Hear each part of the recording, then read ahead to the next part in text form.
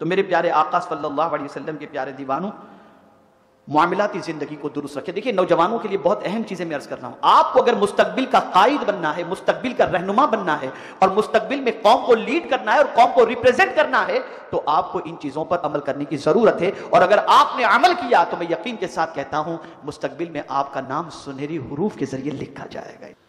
इसी तरीके से लोगों को नफा पहुंचाने वाले बने और नुकसान से बचाने वाले बने। इसको भी ज़हन में रखें। आपकी जात से किसी को नुकसान पहुंचना ही नहीं चाहिए। आपकी जात से लोगों को नफा पहुंचना चाहिए। कुरान इसीलिए कहता है वाफ़अलुल खैर लअल्लकुम तुफ्लिहून, भलाई के काम करो ताकि अल्लाह तुम्हें कामयाबी अता फरमाए। और यह कामयाबी सिर्फ दुनिया की नहीं, दुनिया और आखिरत दोनों की कामयाबी है। अब आप देखें, इसके हवाले से हुजूर सल्लल्लाहु अलैहि वसल्लम ने कितना प्यारा इरशाद फरमाया। रहमत आलम सल्लल्लाहु अलैहि वसल्लम ने इरशाद फरमाया, हर मुसलमान पर सदका वाजिब है। साहबा ने अर्ज किया, अगर उसके पास सदका करने को कुछ न हो तो क्या करे? भाई, सदके का अगर किसी से कहा जाए तो आमतौर पर सोच यही बनती है, कुछ पैसा अल्लाह के नाम पर, कुछ जान का सदका जो है वो कोई मुर्गी दे दिए, बकरा दे दिए, पैसा दे दिए, यही सदका है।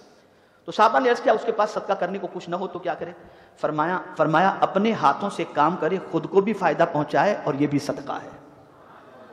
अर्ज किया गया, अगर ऐसा न कर सके तो सरकार ने फरमाया मोहताज मुसीबत ज़दा की मदद करे। अर्ज किया गया, ऐसा न कर सके तो सरकार ने फरमाया नेकी का हुक्म दे। अर्ज किया गया, ऐसा भी न कर सके तो फरमाया बुराई से खुद बचे, यह भी सदका है। खुद अपने आप को बुराई से बचाए, सेल्फ अपने वजूद को बुराई से बचाए। कि सरकार फरमाते हैं ये भी सदका है, इसलिए कि जब खुद बचेगा तो दूसरे भी उसकी बुराई से महफूज रहेंगे। अब हमने अपने आप को बहुत अच्छा मुसलमान अपने एतबार से समझा। अब हुजूर के नजदीक अच्छा मुसलमान कौन है? माफ कीजिएगा, हमारे यहां गले में चेन, कान में बाली, हाथ में कड़े और छुरी, तलवार, चाकू और है तय करने की एक ऐसी सिस्टम बन चुकी है कि बाज लोग इसे अपने लिए फख्र समझते हैं कि हमारे से तो पूरा मोहल्ला डरता है। ये एक सोच है। आकाए करीम सल्लल्लाहु ताला अलैहि वसल्लम ने मुसलमान की डेफिनेशन बयान फरमाई। हुजूर सल्लल्लाहु अलैहि वसल्लम फरमाते हैं, मुसलमान वो है जिसकी जबान और हाथ के शर से मुसलमान महफूज रहे। आपकी जबान से किसी का दिल नहीं दुखना चाहिए और ना आपके हाथ से किसी को तकलीफ पहुंचनी चाहिए। अगर ये हम कर रहे हैं तो अल्लाह के रसूल सल्लल्लाहु अलैहि वसल्लम के नजदीक का मुसलमान है। अब ये हदीस शरीफ भी ज़हन में महफूज कर लीजिए, और बहुत काम की ये हदीस है। वैसे तो सारी हदीसें काम की हैं, लेकिन आज के मौजू की मुनासिबत से ये हदीस बहुत ज़हन में महफूज करने की है। एक मरतबा एक जगह कुछ लोग बैठे हुए थे। आका करीम सल्लल्लाहु ताला अलैहि वसल्लम उनके पास खड़े हुए और फरमाया, क्या मैं तुम्हें बताऊं अच्छा कौन है और बुरा कौन है? हुजूर साहबा से फरमा रहे, क्या मैं तुम्हें बताऊं अच्छे अच्छे कौन है और बुरे कौन? लोग खामोश रहे। हुजूर सल्लल्लाहु अलैहि वसल्लम ने 3 मरतबा यही फरमाया। तो एक शख्स ने अर्ज किया, क्यों नहीं आका, जरूर बताएं आप। तो मेरे आका सल्लल्लाहु अलैहि वसल्लम ने इरशाद फरमाया, तुम में बेहतर लोग वो हैं जिनसे लोग खैर की उम्मीद रखें और शर से महफूज रहें, और तुम में बुरे लोग वो हैं जिनसे लोग खैर की उम्मीद तो रखें मगर शर से महफूज न हो। हमारी आइडेंटिटी होनी चाहिए पूरी दुनिया के अंदर। ये मैं आपको एक पूरा प्लान दे रहा हूं, आपको आपकी रिस्पॉन्सिबिलिटी बता रहा हूं, आपको इस जमीन के ऊपर बावकार जिंदगी गुजारने के उसूल अता कर रहा हूं कि बेहतर वो है जिससे लोग बेहतरी की उम्मीद रखें। मैं एक सवाल पूछना चाहता हूं, क्या आज एक भाई अपने भाई से बेहतरी की उम्मीद रख रहा है? इल्ला माशाअल्लाह। आज सिचुएशन बदल गई, हालात बदल गए। तो इन चीजों को खास तौर पर जहन के अंदर महफूज रखना है। और अगर इन चीजों को आपने महफूज रखा कि अपनी जात से किसी को तकलीफ नहीं पहुंचानी बल्कि अपनी जात से लोगों को फायदा पहुंचाना है। आकाए करीम सल्लल्लाहु ताला अलैहि वसल्लम का इरशाद गिरामी है, अल्लाह ताला बंदे की हाजत उस वक्त तक पूरी करता रहता है जब तक कि वो अपने भाई की हाजत पूरी करता रहता है। अगर कोई मुसलमान किसी मुसलमान की हाजत को पूरी कर रहा है तो उसे अपनी हाजत की फिक्र करने की जरूरत नहीं है, अल्लाह उसकी हाजतों को पूरी फरमा देगा। तो अगर कोई ये सोचता हो कि मैं करूंगा तो मेरा कम हो जाएगा, तुझे फिक्र करने की जरूरत है ही नहीं, तो अल्लाह की मखलूक की खिदमत में लगा रहे, तेरी जरूरियात को तेरा मौला खुद पूरी फरमा देगा। अब ये तिबरानी की हदीस है, इसे बहुत अच्छी तरह इसे भी जहन में महफूज कर लें।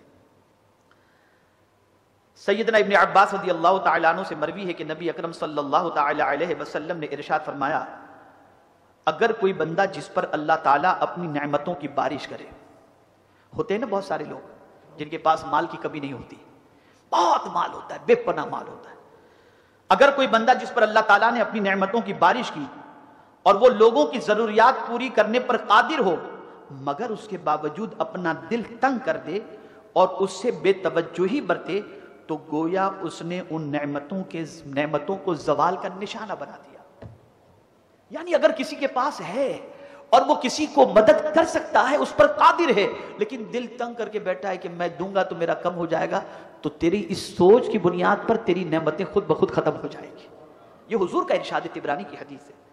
इसी तरह से सैयदना अबू बरज़ा अस्लमी रज़ियल्लाहु तआला अन्हु से रिवायत है कि रसूल आज़म सल्लल्लाहु तआला अलैहि वसल्लम से अर्ज किया गया, या रसूल अल्लाह सल्लल्लाहु अलैहि वसल्लम, मुझे कोई ऐसी चीज सिखा दीजिए जिससे मुझे फायदा पहुंचे। साहबी अर्ज करते, मुझे कोई ऐसी चीज बता दीजिए जिससे मुझे फायदा पहुंचे। तो सरकार सल्लल्लाहु अलैहि वसल्लम ने फरमाया, मुसलमान के रास्ते से तकलीफ देह चीज अलग कर दिया करो। यानी जो चीज मुसलमानों को तकलीफ पहुंचाती है उसके रास्ते से उसे हटा दो। आज तो अपने घर का कचरा दूसरे के घर पे डाल दिया जाता है, तो तकलीफ हटा दो। ये सरकार सल्लल्लाहु अलैहि वसल्लम की नसीहत है। ये एक टॉपिक के जिम्न में आई, किसी को नफा पहुंचाना और नुकसान से अपने आप को। ये तीसरी चीज थी, पहली तालीम, दूसरा अखलाक, तीसरा खल्क़े खुदा की खिदमत, और चौथी चीज जो थी वो किसी को नफा पहुंचाना और उसको नुकसान से बचाना, ये उसके जिम्मे में। अब चौथी चीज, पांचवी चीज जो आपकी रिस्पॉन्सिबिलिटी है, खुद एहतसाबी। अपना डेली आप एहतसाब करें। डेली जिस तरीके से रात को दुकान बंद करते वक्त आदमी हिसाब किताब करने बैठ जाते हैं, कितने का धंधा हुआ, कितना प्रॉफिट हुआ, कितना नफा कमाए, कितनी की सेलिंग हुई, ऐसे ही डेली अगर किसी नौजवान को कामयाब होना है तो रात को सोने से पहले अपना एहतसाब करे कि आज उसने कामयाबी के कितने कदम चले, कितनी अच्छाइयां की और कितनी बुराइयां की। जब वो डेली एहतसाब करेगा तो इंशाअल्लाहुल अज़ीम उसके अंदर कुछ बढ़ने का, कुछ आगे निकलने का जज्बा इंशाअल्लाहुल अज़ीम जरूर पैदा होगा। अब वो चीजें मैं आपको बताता हूं जो तरक्की की राह में रुकावटें बनती। गैर जरूरी सोच, इसे पहले खुरच कर निकाल दो। आदमी जा रहा है, कॉलेज में पढ़ने के लिए गया, किसी से नजर मिल गई, अब सो रहा है तो उसी की सोच में बैठा है, तो उसी की सोच में खा रहा है, तो उसी की सोच में किताब खोला है, तो उसी की तस्वीर। अब ये गैर जरूरी सोच ने उसकी तालीम में रुकावट पैदा की। अब अगर आप तरक्की करना चाहते हैं तो इस सोच के साथ तरक्की नहीं कर सकते। जिस तरीके से आपके जूते के अंदर कील चुभ जाए और आपको सफर तय करना है, तो उस कील जो आपके जूते के अंदर लगी हुई है उसे पहनकर सफर तय नहीं कर सकते। इसी तरीके से इस गलत सोच के साथ आप कामयाबी हासिल नहीं कर सकते। आप जूते में से कील निकालेंगे, सफर आसान हो जाएगा। कामयाबी के लिए इस गलत सोच को निकालेंगे, आपका सफर आसान हो जाएगा। इसको जहन में रखिए। ये नेगेटिव थिंकिंग जो है और ये गलत सोच, ये तबाही के लिए सबसे अहम रोल ये चीज अदा करती है। एक और चीज, मेहनत कश। आज सुस्ती की पोजीशन है। हुजूर सल्लल्लाहु तआला अलैहि वसल्लम ने बारगाह समदियत में दुआ की, अल्लाहुम्मा इन्नी अऊज़ु बिका मिनल अज्ज़ि वल कासल। सरकार सुस्ती से पनाह मांगते थे और आज मुसलमान सुस्त ही सुस्त है। यहां मुझे एक बात याद आ रही है और यह बात सबको अपील करती है और सबके दिलो दिमाग को झंझोड़ने के लिए यह बात बहुत ही मुफीद होगी। एक सवाल किसी ने किया कि आखिर मुसलमान इतना सुस्त क्यों है, चुस्त क्यों नहीं। दूसरी कौमों का मामला यह है कि बहुत तरक्की के बावजूद वो और पढ़ रहे हैं, पढ़ने के लिए दिगर ममालिक का दौरा कर रहे हैं, रातों दिन खर्च कर रहे हैं, मेहनत और मशक्कत कर रहे हैं, सब कुछ उनका होने के बावजूद भी वो आगे निकलने की कोशिश कर रहे हैं और मुसलमान सुस्त है। अब गौर से सुनिएगा, ये चीज आपके दिलो दिमाग में आपको महफूज रखने जैसी है। एक होता है चुस्त, एक होता है सुस्त। इंसान के बदन में चुस्ती उस वक्त आती है जब किसी चीज के जाय होने का एहसास हो, और सुस्ती उस वक्त आती है जब किसी चीज के जाय होने का एहसास ना हो। मिसाल के जरिए समझाऊं। आप अमेरिका में थे, आपने 24 घंटे का सफर फ्लाइट के जरिए किया, एकदम टायर्ड, थके हुए हैं। आपने सफर में प्लान बनाया, मैं एयरपोर्ट उतरूंगा, बाहर निकलूंगा, घर जाकर सबसे पहले 8-10 घंटे सोऊंगा, यह आपका प्लान था। आप सफर की वजह से सुस्त हो गए, तवज्जो से सुनिएगा, सफर की वजह से सुस्त हो गए। आप एयरपोर्ट उतरे, बाहर निकले, आपको लेने जो लोग आए थे उनमें से किसी ने कहा आप पानी पी लो, फिर आपको एक बात करनी है। आपने पानी पी लिया, उसके बाद उन्होंने कहा माफ कीजिएगा आपका बेटा बहुत सीरियस है, हॉस्पिटल में एडमिट है। अब मैं आपसे सवाल पूछना चाहता हूं, आप घर जाकर 10 घंटे आराम करेंगे या हॉस्पिटल जाएंगे? जवाब दीजिए। आपकी सुस्ती रहेगी कि उड़ जाएगी? थकान रहेगी कि खत्म हो जाएगी? पता ये चला, बच्चे के जाए होने के एहसास ने आपको चुस्त बना दिया। सहाबा इसलिए चुस्त थे कि उम्मते मुस्लिमा की तबाही को वो देख रहे थे, इसलिए उन्हें रातों की नींद नहीं आ रही थी। आज मुसलमानों से ये एहसास मर गया कि हमारी पूरी कौम तबाह हो रही है, और जब ये एहसास मर गया तो मुसलमान सुस्त हो गया। अगर मुसलमान में ये एहसास पैदा हो जाए तो मुसलमान की सुस्ती दूर हो जाए और चुस्ती पैदा हो जाए। जाए होने का एहसास पैदा करो अपने अंदर। आज उम्मते मुस्लिमा जाए हो रही है, छोटे छोटे मामले के अंदर मुसलमान मारे जा रहे हैं, तबाह हो रहे हैं, बर्बाद हो रहे हैं। आप देखें, हमें जाय होने का कोई एहसास नहीं है, कोई फिक्र नहीं है, बस वही सुनी सुनाई बात खत्म, कोई एहसास नहीं। हमारी कौम के बच्चे हाथ गाड़ियां चला रहे हैं, हमें इसका कोई एहसास नहीं। हमारी कौम की बच्चियां सिग्नल पर भीख मांग रही हैं, हमें इसका कोई एहसास नहीं। मैं एक सवाल पूछता हूं, कभी किसी सिख, जिसको सरदार जी कहते हैं, इनके किसी फर्द को आपने दुनिया में भीख मांगते देखा है? मैं दुनिया के कई मुल्कों का मैंने दौरा किया, उस मुल्क का भी मैंने दौरा किया है जहां सिख बड़ी तादाद के अंदर रहते हैं, जैसे कनाडा के अंदर। अमेरिका में मैंने देखा कि गोरे अपने सीने के ऊपर जो है वो स्लेट लगाए घूमते हैं कि हम होमलेस हैं, हम जॉबलेस हैं, वो तो भीख मांगते हुए दिखाई देते हैं। सिख भीख मांगता हुआ नहीं दिखाई देता। वजह यह है कि उनकी कौम को, अपनी कौम को जिंदा करने का एहसास मौजूद है। और हमारी कौम का हाल यह है कि एक दूसरे से कबड्डी ही खेलने से फुर्सत नहीं, टांग घसीटते गिराते हैं, कोई तरक्की क्यों क्या बिटाओ, एक दूसरे मिलकर कौम को उठाने का जज्बा नहीं रखते। तो सुस्ती की वजह सबसे बड़ी यह है कि आज हमारा हाल जो है वो कौम के जाय होने का एहसास हमारे अंदर से निकल गया।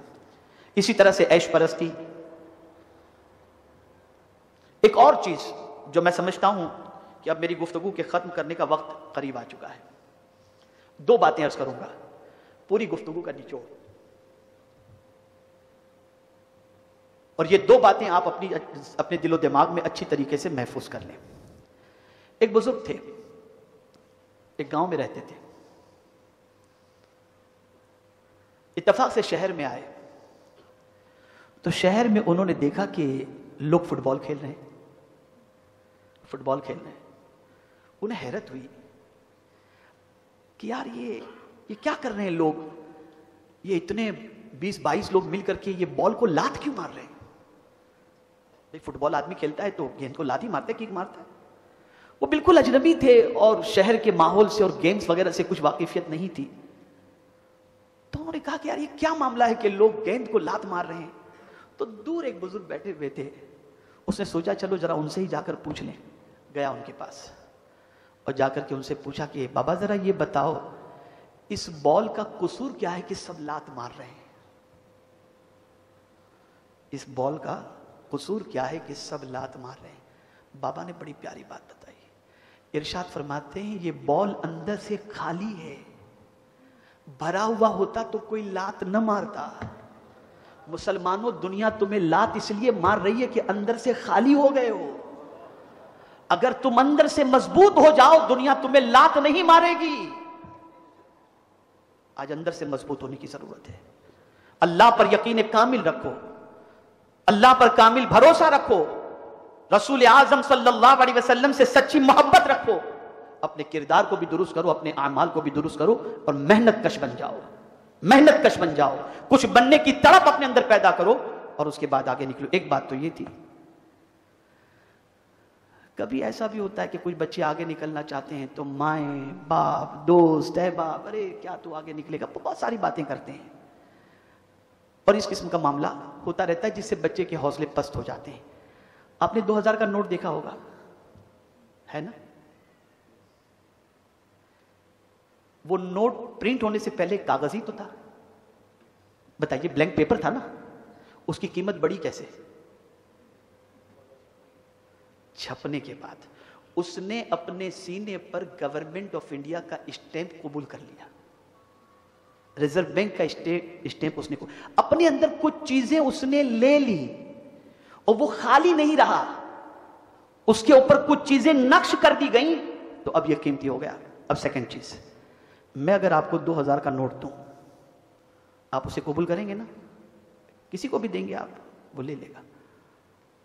एक सीधा साधा नोट, सिंपल सा 2000 का नोट मैंने दिया, आपने कबूल कर लिया।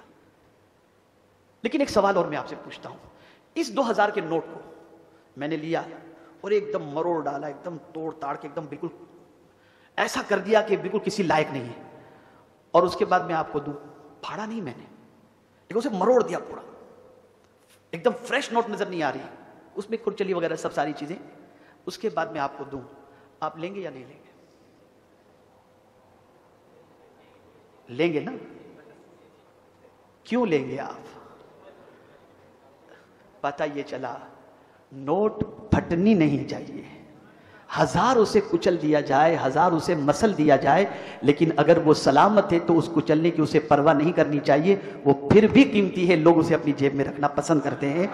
मुसलमानों, ईमान के एतबार से तुम इतने पुख्ता हो जाओ, इतने किरदार हो जाओ, जमाना तुम्हें अपनी ठोकरों में हजार लाने की कोशिश करे, लेकिन ठोकरें खा करके भी जब तुम उठो तो सच्चाई तुम्हारी गवाही दे रही है, तब तुम दुनिया वालों के नजदीक अपना मकाम बना पाओगे, अपनी इज्जत बना पाओगे।